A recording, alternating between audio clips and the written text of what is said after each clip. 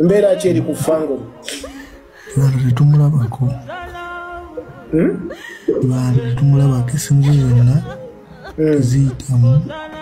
Wetuwugirira ssaawa zino eno ebya Alien Skin byongere ddala okubeera nga byonooneka. Nkugambye maama we Pressure zimukubye muganda we ebyaddala teri amanyi Alien Skin gye baamututte. Abasajja babadde banyiivu nnyo, abasajja ba Human Rights Authority mubamanyi bo tebaagala kola ki okuzannya muzannyo. Vidiyo eno njagala ogiwa obudde kubanga mulimu bingi ebyokuyiga era waneeno wennyini nnyongera okujjukiza nti no vidiyo eno gituweereka like ebirengeso otambule tukerawo bonna abanjagadde okumanya kweno information naddala bagisuwa bagamba nti no justice for top dancer yafiira gwe bagamba nti no yakubibwa wa Alien Skin namala nafiira mu ddwaliro. Olunaku olwaliro nga bwe nkugambye vidiyo eno eri so emotional. Alien Skin abasajja bamusazeeko badde tebaagala kumanya nti no Alien Skin baamuvaamu dda abasajja ba NRM. Obadde okimanyi nti no olunaku olwaliro Dr. Jose Chameleone gwe bayise okubeera nga akiikirira NRM ate Alien Skin gwe bali balonze okubeera nga yagenda okubeera nga akiikirira NRM mu bifo by'enjawulo. Olunaku olwaliro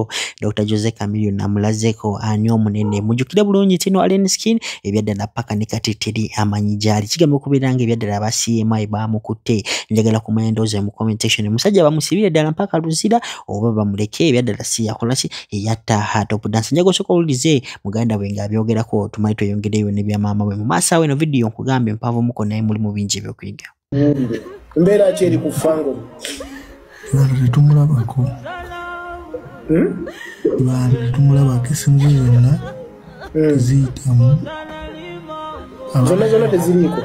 Ababadde naye nabo bagamba tebamanyi gyali, buli omu tamanyi gyali. Eye baamuleseewo ate nga babadde naye. Nange simanyi.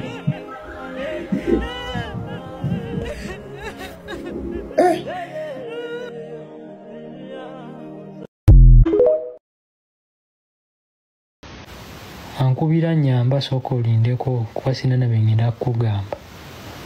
Byonna by'oyagala okumbuuza ngenda byogera wano. Kitegedde. So Mafia essaawa eno taliiwo.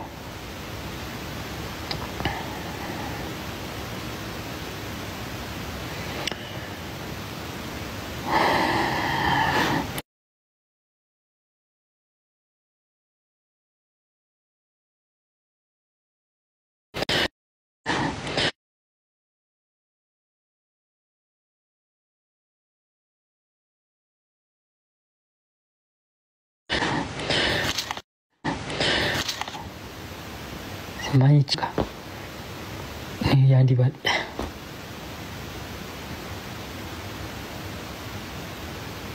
Man,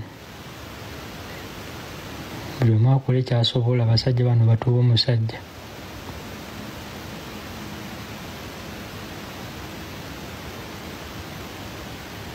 Buli omu akola kyasobola. Abasajja bano batuwa omusajja.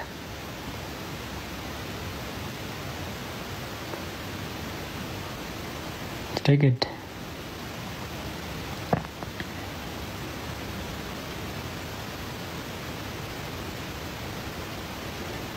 Mafia taliiko. Nze Mafia njogera naye buli lunaku.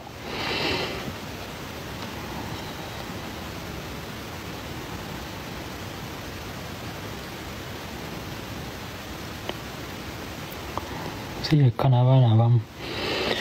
Kati waliwo n'abasajja banga ino omuvubuka eyaleese essasi eyaleeta gwe baawa essasi naye bamunoonya. Kugamba eno mumuwayiriza ate mbu yasoono ate eno mumuleeta ebyamasasi kati bikwataganira wa kituufu ki? Kubanga muyinza okulaba nga ne kale ne bwaba nga amwana bamukubite ng'etibira ebimukwatira. Wange mukenyini mugamba oli yagasima babu. Ate era yeye babu naye mwandibadde munoonya munoonya ku mwandibadde mutandika nakunnya babu ebibanga kituufu. Musajja nga mumubuuliza ennyo kiwani ki?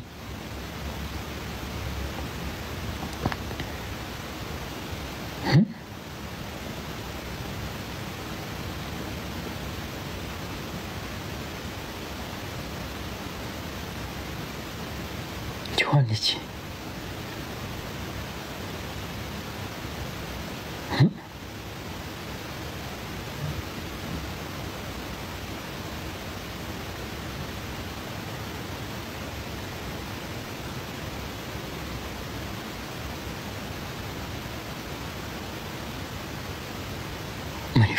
Familia man.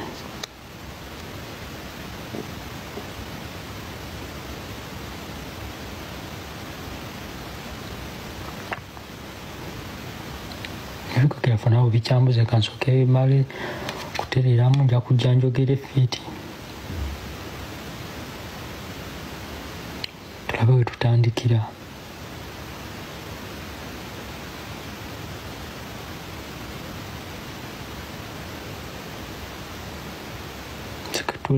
Tulabe tutandikira.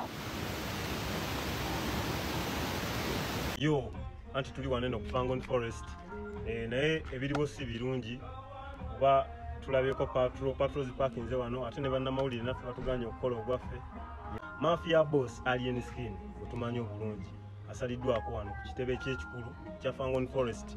Naye ekyembi abannamawulire fenna batuganya okubaako footage yenayina gwe tukwata. Batuganya okubaako video yenayina gye tukwata. Naye katusabe Mafia boss asobole okubeera nguba alikiriya kwaffe tumwagala embeera etambula bulungi nnyo. Ng'egaliwo essaawa eno wano emakindi. Emina gikaide mu nnyiro tosaana kwefaako. Sipa mbazi kweka mu nnyuma. Mboli promota nga tosaana kunaba manyuma. Amateko marema gatambulira no ku mavivi okubiba Alien Skin ebisiraani. Nabagamba nga balowooza nnimba. Katandika butandisi. Kakola ki? Katandika buta nakyogera nemulowooza nti nnimba. Wabayingira mbajja kuwulira.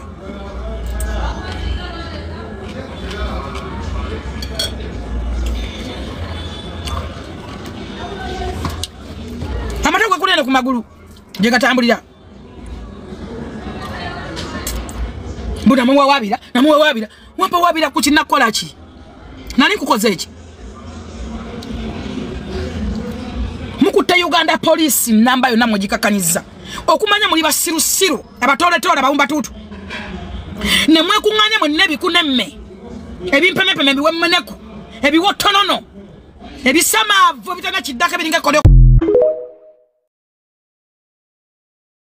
Mawulire agagenda maaso si malungi. Uganda Police n'ekitongole ekinoonyereza basazeeko amaka ga Mafia boss Alien Skin wali mu kizungu Fangon Forest era nga bayungudde omumpi n'omuwanvu ne basalako ewakaawe. Nsonga ki? Nsonga z'ono omwana ezibadde zitambula ku social media eyafa. Bagamba balina obujulizi bwe balina okuŋŋaanya n'okwetegereza amaka ga Alien Skin lwa nsonga ebigambo bibadde bijja bitambula nti ono omwana yatulugunyizibwa era yakubibwa. Kati police n'ekitongole ekinoonyereza basazeeko amaka ga Alien Skin bongere okuŋŋaanya obujulizi obusingakaawo. So ng'ebifaananyi byentaddeawo buli woolabako akantu ke basibyewo sigamba nti Fangon Forest bagiggadde wabula ekyo ekifo kiraga nti bakinoonyerezaako. So mubeere steady ngenda bambawa updates ezigenda maaso naye nga ssaawa zino Uganda Police n'ekitongole ekinoonyereza bali maka ga Alien Skin. Ngenda bambawa updates ezigenda maaso naye nga bwe tusabira Mafia boss asobole okuvunuka zino ensonga.